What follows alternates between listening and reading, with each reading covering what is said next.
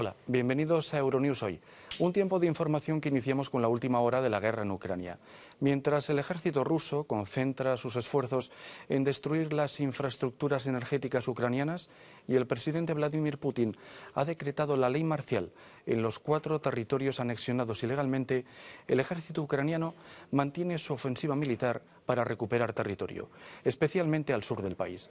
Una ofensiva que ha obligado a las autoridades de ocupación rusas, impuestas por Moscú, a iniciar el traslado de la población de Jersón a Rusia. Estas son las primeras imágenes que nos llegan desde el puerto fluvial de Jersón sobre el río Dnieper, con algunos civiles que abandonan la ciudad en ferry. Una ciudad que tenía unos 270.000 habitantes antes de la guerra y que el ejército ucraniano podría recuperar en los próximos días. Además, Finlandia, que comparte más de 1.000 kilómetros de frontera con Rusia, se plantea construir un muro. También les hablaremos del tercer aniversario de las protestas en Chile que desembocaron en el proceso constituyente. Todo sin olvidar la tremenda ola de calor que sufren varios países de Europa occidental en pleno otoño en el hemisferio norte. Son noticias que explicamos a continuación. De entrada, y como es habitual, vamos con los titulares de la jornada. Rusia ha destruido el 30% de las centrales eléctricas de Ucrania. Por primera vez en varias semanas, Rusia afirma haber logrado avances en la región de Kharkov. Finlandia acuerda construir una valla en los tramos vulnerables de su frontera con Rusia debido a la preocupación creciente por la guerra de Rusia a Ucrania. La escaladora iraní Elnaz Rekabi es recibida como una heroína a su regreso a Teherán tras competir en Corea del Sur sin llevar el velo obligatorio. Masivas protestas en Chile en el aniversario del estallido social de 2019 que llevó a un nuevo proceso constituyente. Rusia ha comenzado a sacar civiles de Jersón ante el avance de las tropas ucranianas. Se cree que Kiev se ha lanzado a la ofensiva para recuperar esta ciudad del sureste de Ucrania. Moscú asegura que ha estado evacuando a la gente de la región limítrofe con la península de Crimea, que todavía controla. Sin embargo, Ucrania habla de deportaciones forzosas y el ejército ruso admite que la situación es tensa. Este funcionario cuenta que se están realizando esfuerzos organizados para reubicar a los residentes en la otra orilla del río Dnipro. Ya está disponible un ferry para llevar a la gente desde el puerto de Jersón hasta Oleski y Olaprostán, donde se ha abierto un punto de alojamiento temporal. Los rescatadores distribuirán la dirección del viaje, que se elegirá en función del deseo de la propia persona. Habrá una oportunidad de alojarse en nuevos territorios, así como de viajar a la Federación Rusa. Jersón fue una de las primeras grandes ciudades en caer ante los invasores rusos en febrero. Tras varios reveses de las fuerzas rusas, el presidente Vladimir Putin ha declarado la ley marcial en las 4 regiones que se había anexionado.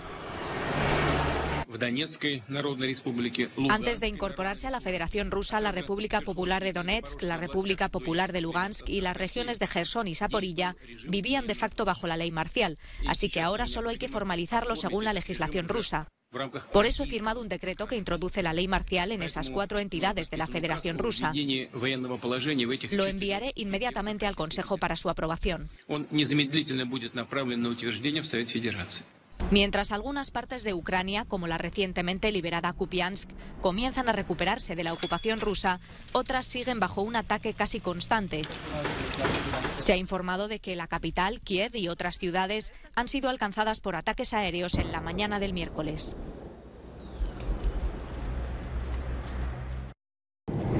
Sin agua, sin electricidad. La nueva estrategia del Kremlin de bombardeos masivos contra infraestructuras energéticas ha sumido un poco más en la miseria buena parte del pueblo ucraniano. Los más afectados son los que viven en zonas devastadas como aquí, en Kupiansk. Pero el invierno acecha a todos por igual. Todo empeora rápidamente, explica el portavoz de los servicios de emergencia de Ucrania, Oleksandr Gorunsy. La situación es crítica. Los bombardeos rusos han dejado sin suministro eléctrico a 1.162 asentamientos, incluidas algunas localidades de los territorios ocupados. Por primera vez en varias semanas, Rusia afirma haber logrado avances en la región de Kharkov, donde sus fuerzas habrían recuperado el control de una localidad que abandonaron a principios de septiembre. La nueva oleada de ataques rusos ha destruido en 8 días el 30% de las centrales eléctricas de Ucrania y creado una situación crítica en el país. El papel que juegan los drones suicidas de fabricación iraní es fundamental para la estrategia rusa. Rusia niega haber utilizado estos drones. Irán niega también haberlos suministrado. Sin embargo, han sido filmados en repetidas ocasiones, recuperados los restos de los que han caído y los expertos no tienen dudas con respecto a su origen.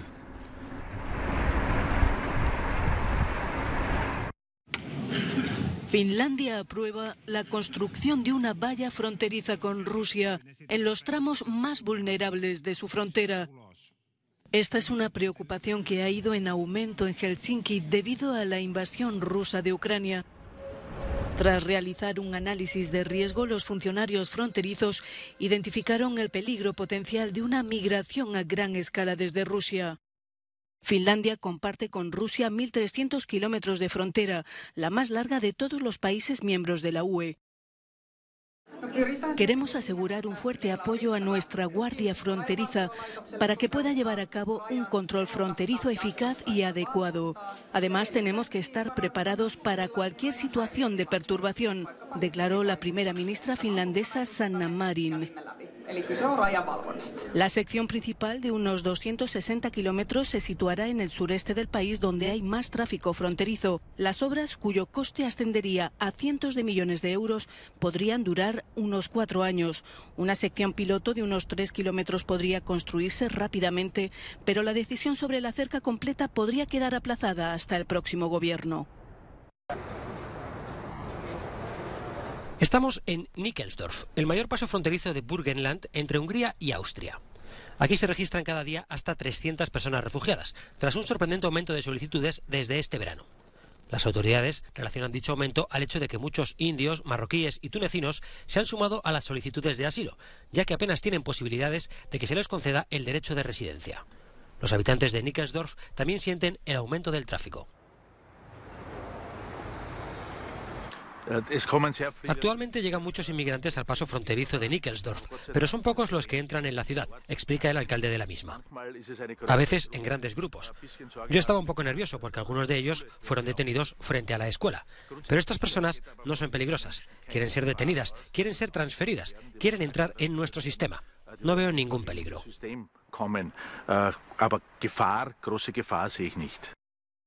Proporcionar lugares para dormir a los solicitantes de asilo se está convirtiendo en un verdadero problema. Las autoridades no tienen suficientes edificios, así que optan por las tiendas de campaña. 17 de ellas han sido instaladas en St. Georgen, en la Alta Austria, y aquí duermen hasta 100 personas. Algunas de ellas, trasladadas desde Nickelsdorf, se muestran muy decepcionadas. No me esperaba esto, cuenta Marwan. Si no tienen plazas, ¿por qué nos trasladan? No lo entiendo. Yo tenía una cama, tenía amigos. Pero ahora estoy en una tienda de campaña en la que hace demasiado frío. Hace mucho frío por la noche. Demasiado. En mi opinión, no es bueno que la gente tenga que dormir y vivir en tiendas de campaña, dice por su parte esta ciudadana de St. Georgen. Se están enfriando. Estamos en otoño y luego vendrá el invierno. Creo que hay una necesidad urgente de edificios duraderos porque siempre hay refugiados llegando a Austria.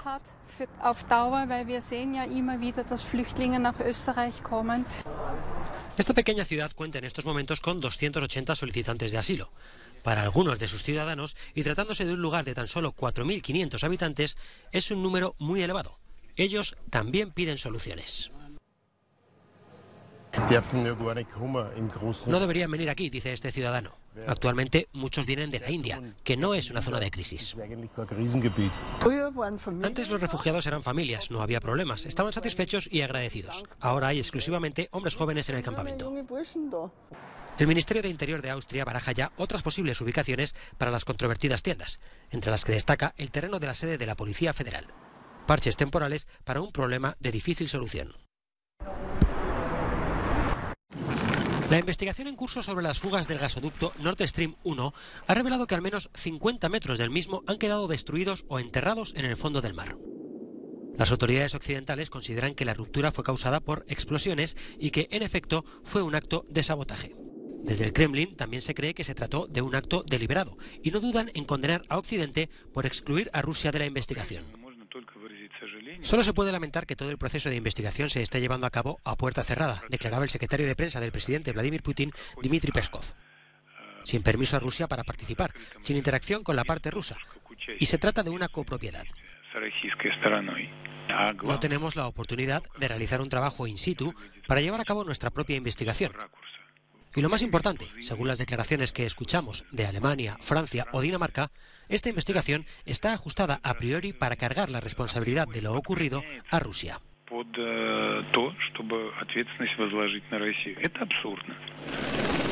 Cabe recordar que, actualmente, ninguno de los dos gasoductos permanecen abiertos. El Nord Stream 1 dejó de enviar gas a principios de septiembre, poco después de que el G7 acordara un tope al precio del petróleo ruso, mientras que el Nord Stream 2 nunca llegó a ponerse en funcionamiento.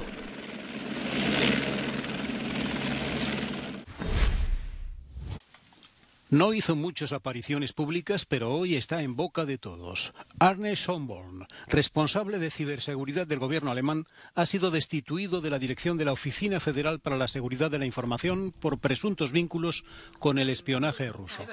La ministra del Interior, Nancy Faeser, no dio muchos detalles. La ciberseguridad en Alemania es muy importante para mí, lo he subrayado muchas veces. Hace unas semanas presenté un plan sobre ciberseguridad e indiqué especialmente, debido a la amenaza de guerra de Rusia, cuán vulnerables somos y que debemos hacer todo lo posible para afrontar esta amenaza. Por eso tiene un enfoque especial y daremos todos los demás pasos necesarios y que estamos estudiando en este momento. En mi opinión, no hay nada más que decir al respecto.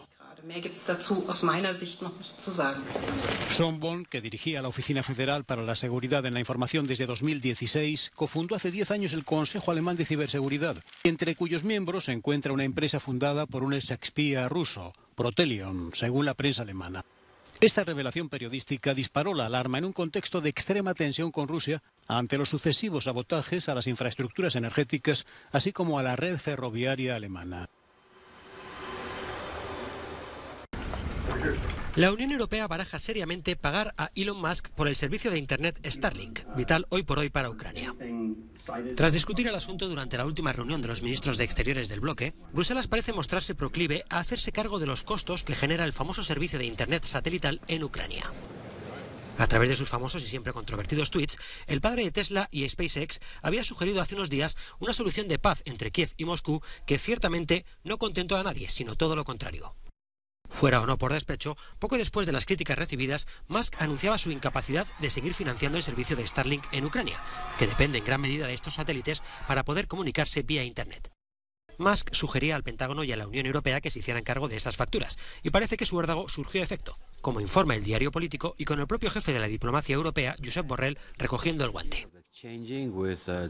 El ministro de Exteriores de Lituania, Gabrielius Landsbergis, confirmaba al medio estadounidense que la opción de pagar se está barajando realmente, aunque solo sea, decía, para evitar que un servicio tan fundamental para Ucrania, en plena guerra con Rusia, quede en las manos de una sola persona.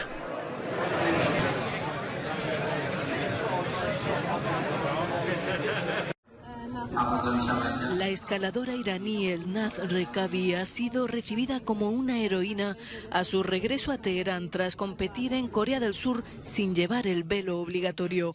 Cubierta con un velo y una gorra negra, la escaladora repitió las excusas que ofreció en Instagram acerca de la falta de hijab. Estaba ocupada poniéndome mis zapatos y mi equipo y eso hizo que me olvidara de ponerme el velo, declaró a la agencia estatal IRNA en el aeropuerto la escaladora de 33 años que afirmó sentirse estresada en su regreso al país tras competir sin velo y con una coleta al aire. Mientras su familia temía por su seguridad, la embajada iraní en Seúl ha negado que a la deportista se le hubiera retirado el pasaporte y el teléfono, tal como publicaron algunos medios. El gesto de no llevar el hijab se produce en un momento en el que las protestas por la muerte de Mahsa Amini entran en su quinta semana y ya han dejado al menos 108 muertos y miles de detenidos.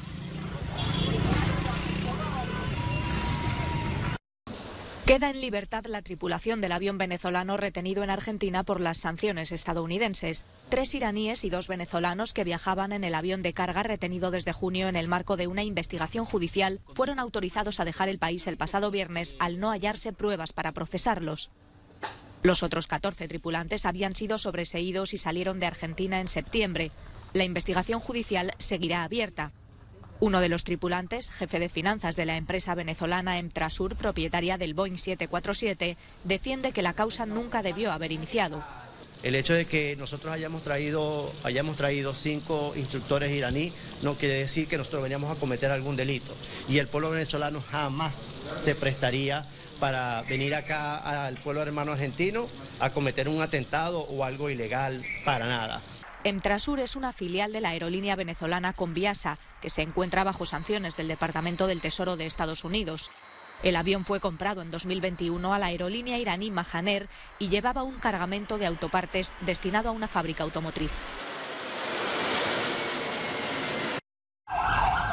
Manifestaciones en todo Chile en el tercer aniversario del masivo estallido social contra la desigualdad, la mayor ola de protestas desde el fin de la dictadura militar. Las marchas fueron duramente reprimidas por más de 25.000 agentes. En la capital, Santiago, los manifestantes prendieron fuego y lanzaron piedras a la policía, que respondió con gases lacrimógenos y cañones de agua. Las principales reivindicaciones en 2019 eran mejoras en la sanidad, la educación, las pensiones y las viviendas. La violencia dejó entonces 33 muertos y miles de heridos, además de decenas de denuncias de violaciones de los derechos humanos durante la represión policial. Los disturbios condujeron a la redacción de una nueva constitución rechazada en referéndum. Con motivo del aniversario, el presidente de Chile hizo un llamamiento al diálogo. Ha habido esfuerzos durante todos estos años, sin lugar a dudas, no pretendo negarlo. Pero todavía no concretamos las reformas que resuelvan la debilidad de los derechos sociales de los chilenos y chilenas. A pesar del rechazo, los chilenos siguen exigiendo cambios en un contexto de dificultades económicas para el país.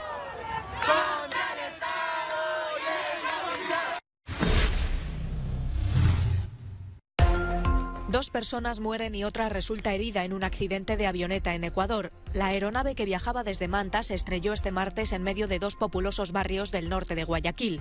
Testigo del accidente fue la propia alcaldesa de la ciudad. El personal de rescate acordonó la zona del impacto. Según la información preliminar, no hay residentes ni casas afectadas.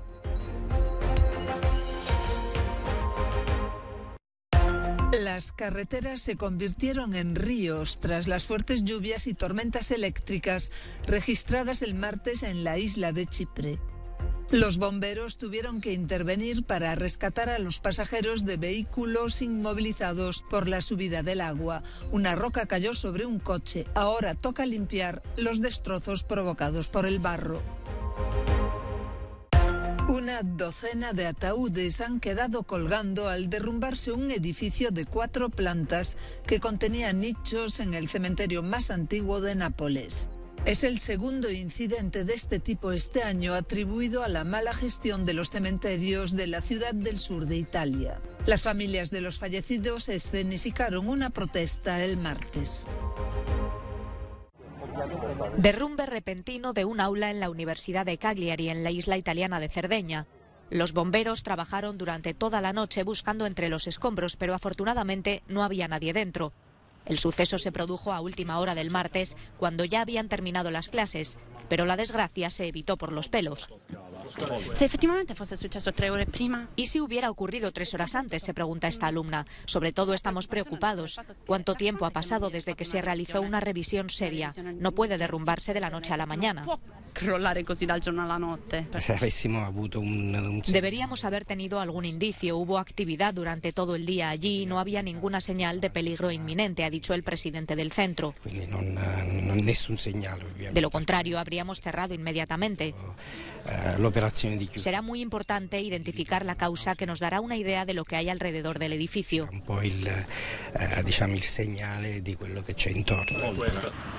Se está llevando a cabo una investigación en la universidad, la más antigua y prestigiosa de la isla italiana. Fundada en 1606, cuenta con más de 30.000 estudiantes. Cualquiera diría que estamos en pleno mes de agosto. Pues no, estamos en octubre y en el sudoeste de Francia. Ya ha entrado el otoño, las temperaturas suben hasta los 30 grados. Y aunque los lugareños aprecian el calorcito que evita encender la calefacción, también son conscientes de que algo falla.